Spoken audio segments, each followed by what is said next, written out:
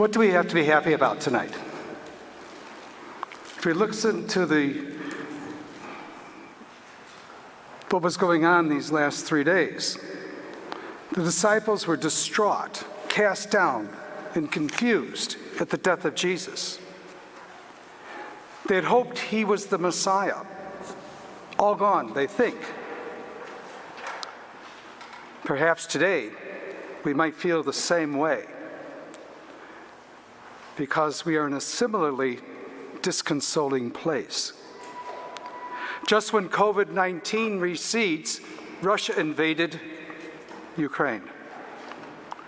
The possibility of nuclear war looms.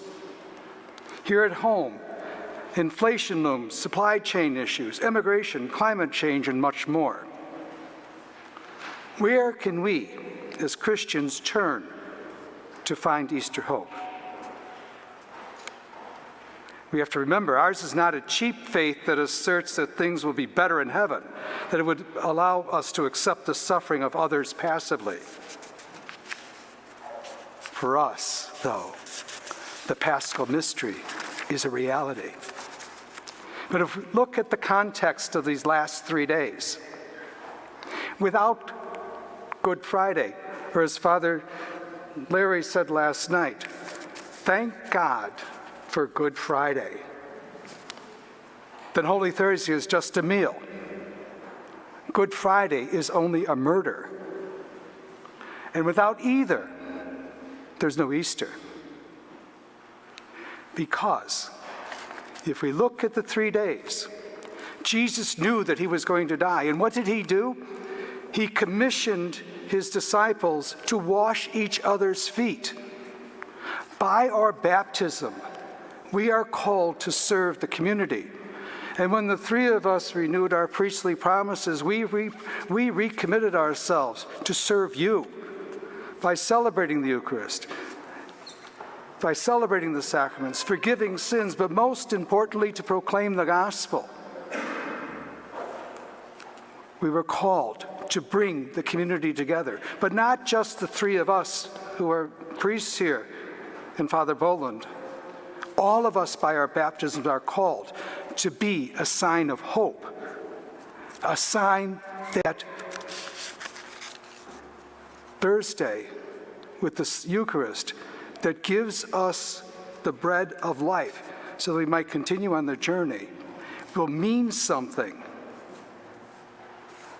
But we must reject things that bring us false ideologies or things that divide us. Because all of a sudden with Good Friday, it's all over. What was it all about? But Jesus didn't end at Good Friday. He rose from the dead. And when we sang the Exultat, we announced that Jesus has overcome death in sin and given us hope. So that even though we live in a world of turmoil, we can go back to the very dawn of creation as in the book of Genesis and know that what God created, if you remember those last lines in Genesis, what God created was very good.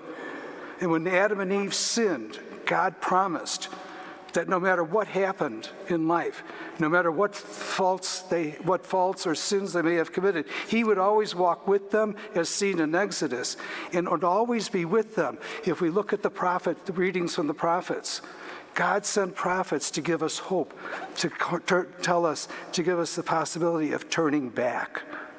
So, that's why we come to Easter, because with Thursday, the Good Friday, and the Holy Saturday, yes, the world is in turmoil, but we, being an Easter people, know that God will walk with us, and sin will be conquered. Sin and death will be conquered. And we don't have to wait for heaven to enjoy that. We are called to celebrate the passion, death, and resurrection of our Lord, and go from this church tonight and be a beacon of hope, be a beacon of possibilities, be a beacon of joy, because we are a resurrection people, Christ has died, Christ is risen, Christ will come again. We are never alone. But we also pray for those people who are suffering in any way, shape, or form, that they might find peace in their hearts, and that all men and women will live in harmony with the risen Lord. So we say, Happy Easter, live, because Christ is always with us. Christ gave us food for the journey, died and rose so that we might have new life.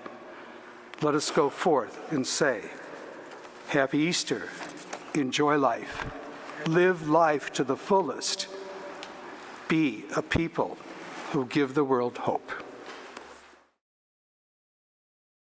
Thank you for joining us for the celebration of the Mass today. It's a blessing that you are with us.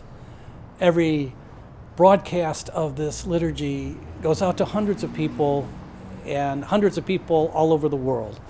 It's been an enormous blessing. If you'd like to support this virtual ministry of OLPH, please go to our website.